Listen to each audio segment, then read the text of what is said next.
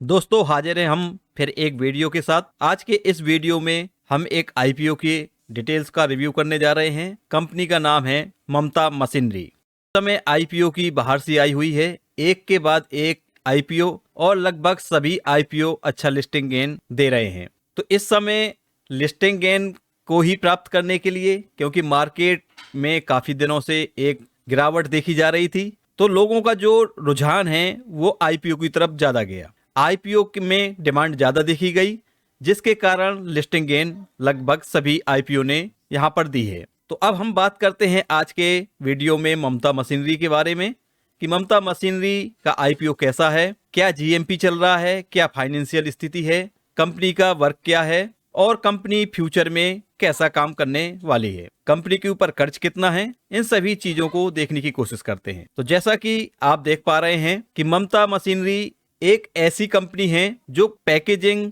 करने वाली मशीनों का प्रोडक्शन करती है, यानी जो पैकिंग में काम आने वाली मशीनें हैं उनको बनाने का काम करती है। जो मशीनें जैसे फूड आइटम हुए, उनको पैक करने के लिए हमें एक पैकेजिंग की आवश्यकता होती है, एक ऐसे पैकिंग की जिसमें वो मटेरियल काफी दिनों तक सुरक्षित रहे।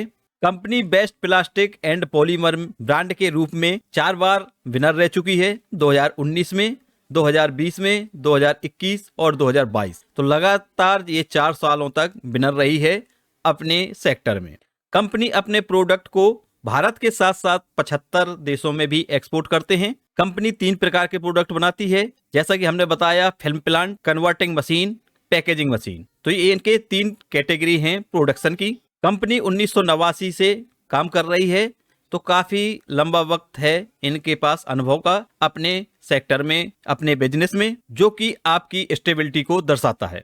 और सबसे खास बात है, कंपनी ऐसे पैकेजिंग मटेरियल का प्रोडक्शन करती है जो कि एनवायरमेंटल, एक गुड हेल्थ के लिए जो जरूरी होते हैं, उस प्रकार की पैकेजिंग को तैयार करती है। तो ये एक अच्छी बात है, क्योंकि प्लास्टिक के रूप में जो पैकेजिंग होती है उसमें बार बार सरकार के रूल्स आते हैं और वो स्वास्थ्य के लिए भी हानिकारक होती है।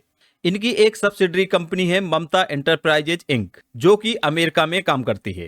तो ममता मशीनरी का आईपीओ 179.39 करोड़ का है, और इसमें जो सबसे खास बात यह है कि ये पूरा ऑफर फॉर सेल है, यानी जो भी धनराशि आईपीओ के रूप में कंपनी मार्केट से उठाने जा रही है, वो सारा पैसा प्रमोटर की जेब में जाने वाला है। तो प्रमोटर यहाँ पे अपना स्टेक सेल करने जा रहे हैं। कंपनी के बिजनेस में कोई भी पैसा यूज नहीं किया जाएगा। कंपनी का आईपीओ 19 दिसंबर को ओपन होगा, जो कि 23 दिसंबर तक चलेगा। कंपनी बीएसई और एनएसई दोनों एक्सचेंज पर लिस्टेड होने जा रही है। स्टॉक का प्राइस बैंड तय किया गया है 230 से 243। तो 230 इसका फ्लोर प्राइस है और 243 रुपए इसका कैप प्राइस है 61 शेयर का। रिटेलर को आईपीओ अप्लाई करने के लिए जरूरत पड़ेगी 14,843 रुपए की, जो कि उसे ब्लॉक कराने होंगे अपने अकाउंट से। रिटेल कैटेगरी के लिए यहाँ पे 35% का कोटा रिजर्व किया गया है। महेंद्र पटेल, चंद्रकांत पटेल, नैना पटेल, भागवती पटेल, ये ममता ग्रुप और कॉर्पोरेट सर्विस लिमिटेड के प्रमोटर हैं। प्रमोटर की अभी जो होल्डिंग है वो 92.45% की है। यहाँ आईपीओ के आने के बाद इनकी होल्डिंग घट जाएगी। तो ये जैसा कि हमने बताया ऑफर फॉर सेल है, तो ये होल्डिंग आपको कम होती हुई दिखाई देगी आईपीओ के बाद। कंपनी की फाइनेंशियल स्थिति पे नजर डालें तो 2022 में रेवेन्यू था 196 करोड़ का, 2023 में बढ़ के होता है 210 करोड़, 2024 में होता है 241 करोड़। लेकिन सबसे चौंकाने वाली बात यहाँ पे दिखाई देती है, 2024 के फर्स्ट क्वार्टर में कंपनी ने रेवेन्यू यहाँ पे सिर्फ 29 करोड़ ही पोस्ट किए हैं। तो यदि हम इस प्रकार से एक क्वार्टर में 29 करोड़ रुपए पोस्ट किए हैं, तो 4 क्वार्टर होते हैं एक साल में। तो यदि हम यहाँ पे मल्टीप्लाई 4 करें तो लगभग निकल के आएगा 120 करोड़। तो उस हिसाब से तो रेवेन्यू में यहाँ पे डिक्लाइन दिखाई दे रहा है। अब ये ऐसा क्यों हुआ, ये जानकारी कंपनी ने नहीं दी है, क्योंकि इनके रेवेन्यू में काफी बड़ा डिक्लाइन दिखाई दे रहा है। प्रॉफिट की बात करें तो 21.7 करोड़ का प्रॉफिट था 2022 में, 2023 में होता है 22.51 का, 2024 में होता है 36.13 करोड़ का। तो ये चीज इसलिए यहाँ पे बढ़ती हुई दिखाई दे रही है कि कंपनी के पास जो कर्ज 2023 में 18.63 करोड़ का था, उस कर्ज में कमी हुई है, जिसके कारण इनका पैसा जो ब्याज के रूप में जा रहा था वो पैसा कंपनी के प्रॉफिट में शो हुआ है। तो यहाँ पे आप देख सकती हैं कि यहाँ 2024 में 2023 की अपेक्षा एक अच्छा ग्रोथ दिखाई दे रहा है। लेकिन सबसे बड़ी दिक्कत बस यही है कि कंपनी ने जो इस क्वार्टर का रिजल्ट पोस्ट किया है, यानी 2024 के फर्स्ट क्वार्टर का रिजल्ट, वो यहाँ पे एक चौंकाने वाला चीज दिखाई दे रही है।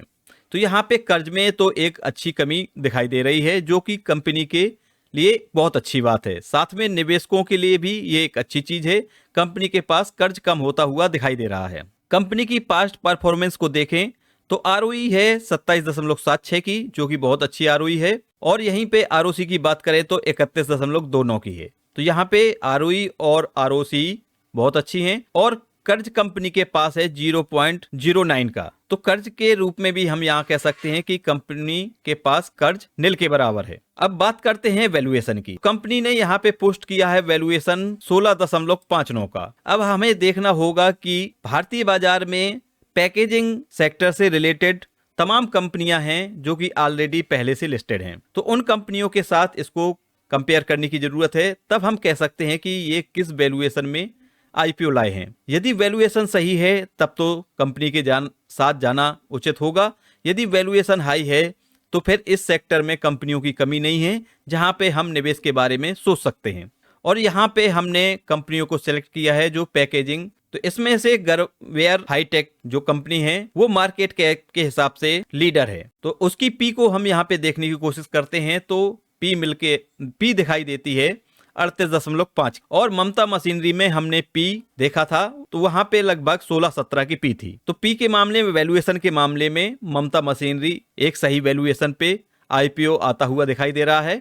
और यहाँ पे AGI ग्रीन पैक भी एक बहुत अच्छी कंपनी है जिसकी पी चल रही है 28 की। साथ में यहाँ पे हम मोल्टेक पैकेजिंग की बात करें तो इसकी पी भी 36 की चल रही है। तो कंपनी लॉन्ग टर्म के पर्सपेक्टिव से हमें यहाँ पे कन्वेक्शन दिखाई नहीं दे रहा है। अब हम बात करते हैं कि यदि हमारा उद्देश्य केवल IPO में लिस्टिंग गेन का है तो कंपनी का GMP क्या चल रहा है। तो कंपनी का GMP चल रहा है 92 का। तो यहाँ पे लिस्टिंग गेन दिखाई जरूर दे रही है, क्योंकि हमने यहाँ पे वैल्यूएशन को देखा तो वैल्यूएशन के मामले में ममता मशीनरी काफी एक अच्छे वैल्यूएशन में दिखाई दे रही है, तो उसी का फायदा GMP के रूप में मिल रहा है कंपनी को। यहाँ पे हम लिस्टिंग गेन प्राप्त करने के लिए इस IPO के साथ जा सकते हैं। बाकी लॉन्ग टर्म के पर्सपेक्टिव से यहाँ पे थोड़ा सा फिर से स्टडी करने की जरूरत है कंपनी को लिस्टेड होने के बाद। तो कंपनी यदि लिस्टेड होती है तो हमें शेयर होल्डिंग की जानकारी होगी, और काफी डाटा जो अभी अवेलेबल नहीं है वो डाटा भी हमारे सामने आ जाएगा, तब हम इसको लॉन्ग टर्म के लिए रिव्यू कर पाएंगे। तो अभी कंपनी का IPO लिस्टिंग गेन के हिसाब से परफेक्ट दिखाई दे रहा है। तो ये था हमारा ममता मशीनरी IPO के लिए रिव्यू। आपको IPO कैसा लगा कमेंट करके जरूर बताएं, साथ में लाइक करके हमें मोटिवेट भी कर सकते हैं, और यदि अच्छा लगता है तो आप अपने साथियों के साथ, अपने परिचितों के साथ हमारी वीडियो को शेयर जरूर करें। चलिए मिलते हैं नेक्स्ट वीडियो में न्यू इन्फॉर्मेशन के साथ, तब तक के लिए बाय बाय, टेक केयर।